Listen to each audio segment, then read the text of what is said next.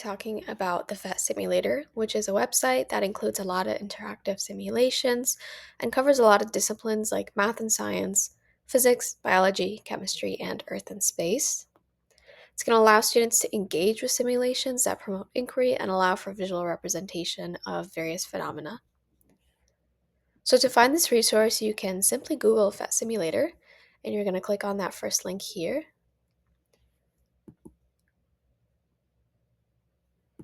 From there, you can choose from options like simulations, teaching, research, and initiatives, which is found in this top right corner. And you can also choose the various disciplines that I mentioned before. And when you click on one of them, you're going to get to see the simulations. So this is an example. If you click on the teaching tab up here, you can see that there are many activities listed per science topic.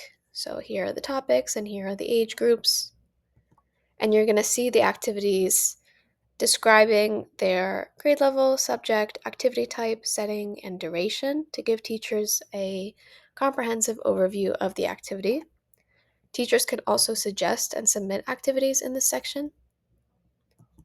And you're also going to have access to a virtual workshop section as a teacher to show you how to best use this resource.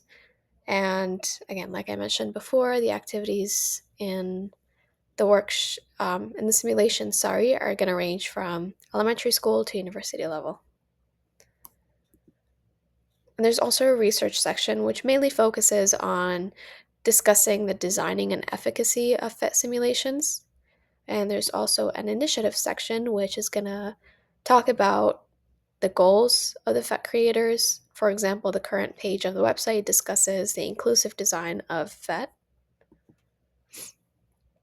Now I'm going to talk about some pros and cons. So a pro is that it allows for visualization of scientific processes when resources are limited, which is the case of a lot of schools when there's little funding by the government. And this limited funding is going to lead to limited resources and often leave students unable to do activities and labs. And this website format is also going to allow students to manipulate experiments in a safe way where they can't be harmed if anything goes wrong. And sometimes teachers might be uncomfortable with doing activities with chemicals or Bunsen burners or sharp objects for fear of their students getting hurt. But the online format is going to encourage students to do things they normally wouldn't do for fear of safety.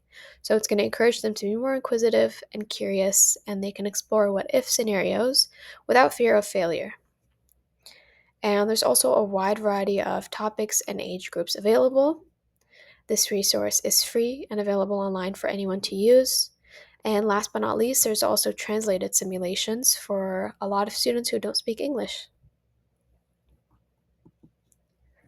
Now, some cons include the fact that doing experiments online might not be as compelling as doing them in the real world. And the design of the website is very slightly outdated. Some experiments require a lot of teacher input, instructions, and explanations, so they might not be intuitive enough for students to do them alone. And lastly, it might be kind of leading to a slippery slope. Using simulated alternatives might be used as justification to reduce investment in physical space and equipment, or to justify existing disparities. So it might lead to the idea that, you can do it virtually might become you must do it virtually. Overall, I think that the pros heavily outweigh the cons. The cons are mostly aesthetic problems, and in terms of requirement for teacher instruction, I think that would be the case for in-person experiments as well. And in my opinion, this resource is extremely invaluable, especially for a place like Newfoundland, where there's many schools that exist in small towns with no materials, funding, or resources.